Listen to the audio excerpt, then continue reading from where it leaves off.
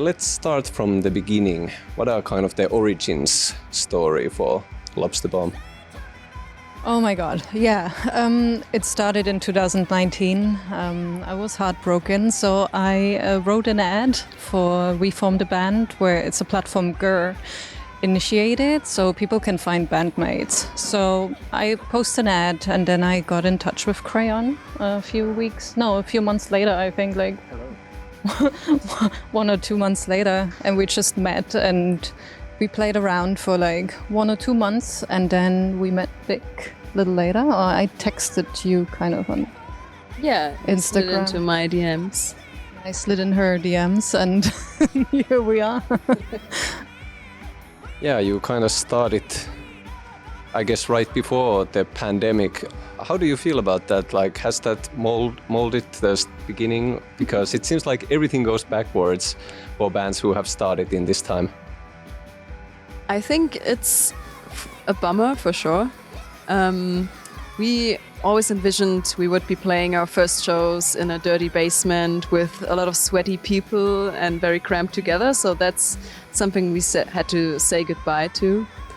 But it gave us a lot of time to practice, and I don't know, it kept me really sane to practice regularly and do something in a time where you couldn't do anything. Well, that kind of takes us to the Go Go Go EP. So tell me a bit about these 5 songs. Like, you mentioned the demos, but how did these songs come to be? Well,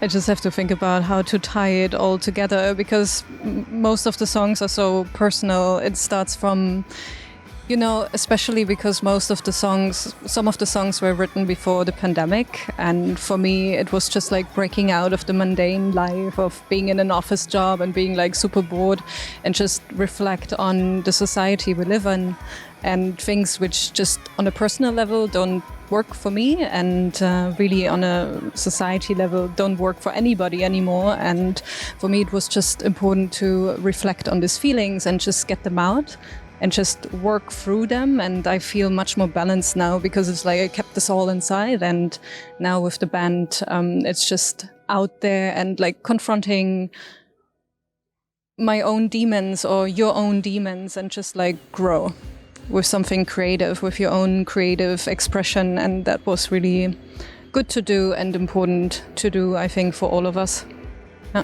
Yeah, the songs weren't necessarily lockdown songs or corona songs, but a lot of the themes sort of do have parallels with the situation as a whole. Like, we were all feeling frustration and uncertainty, and those themes were like just highlighted by the fact that we had this big terrible thing in the background going on.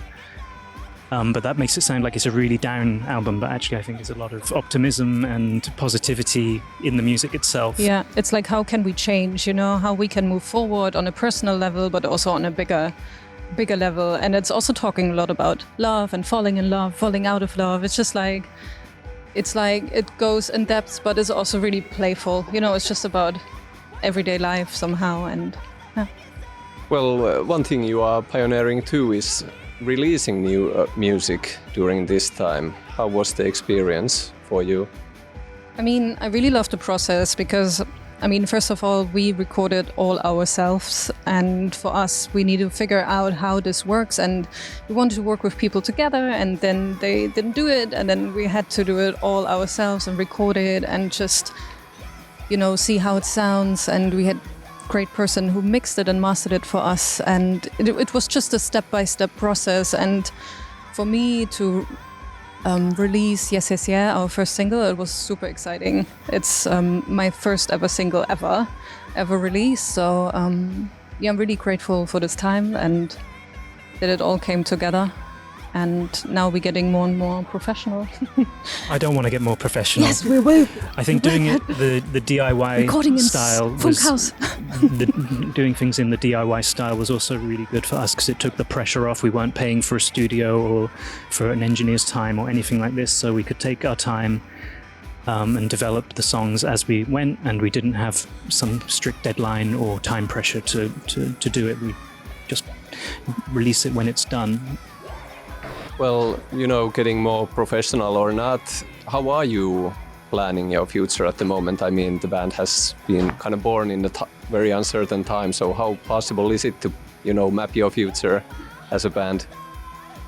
I think we are taking it one step at a time right now, just taking the shows we can get, and maybe if it slows down a little in winter, we will use the time to maybe finally make a video or even work on recording more.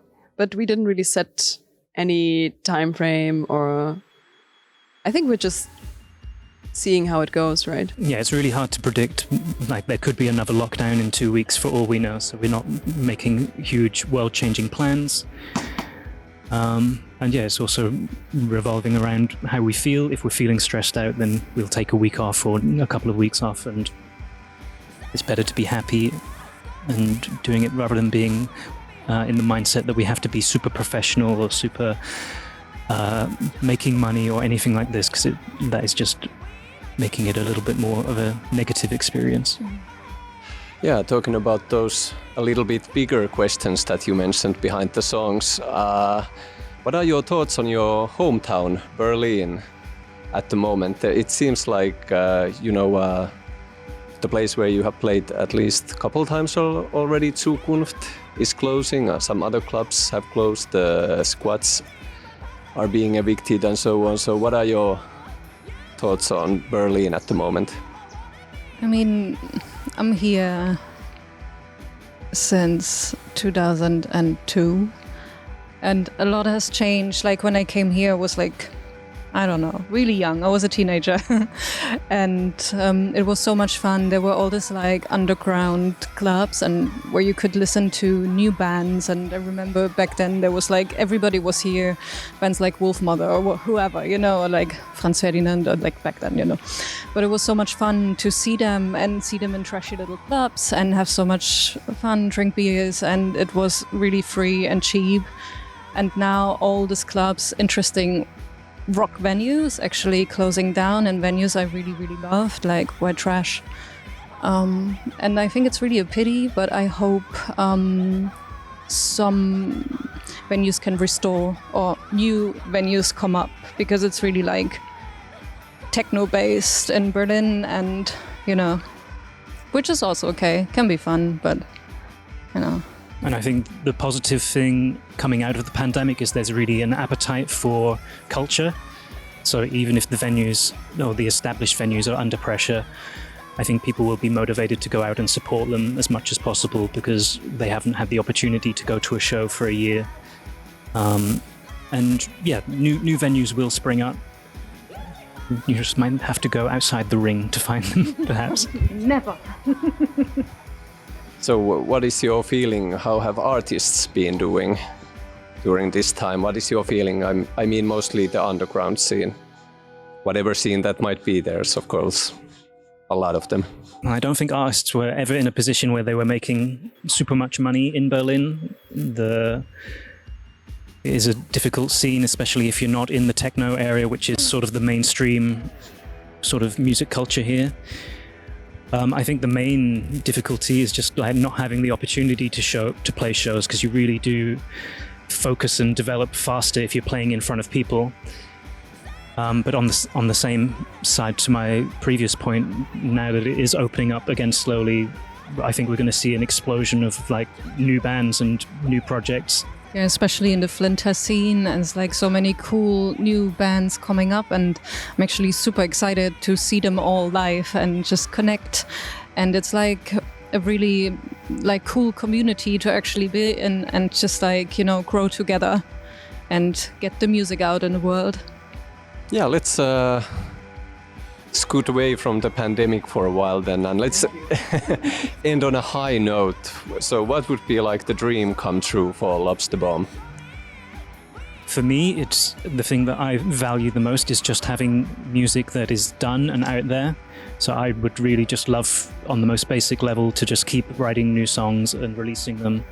And if people listen to them, that's great. And if they don't, we've made something that we can listen back to and have memories about.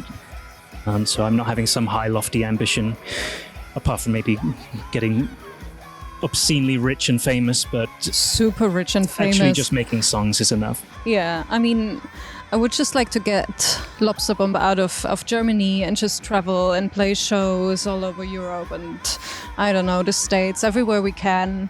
It's just like my goal and aim is to travel and play music and meet cool people and then become a millionaire.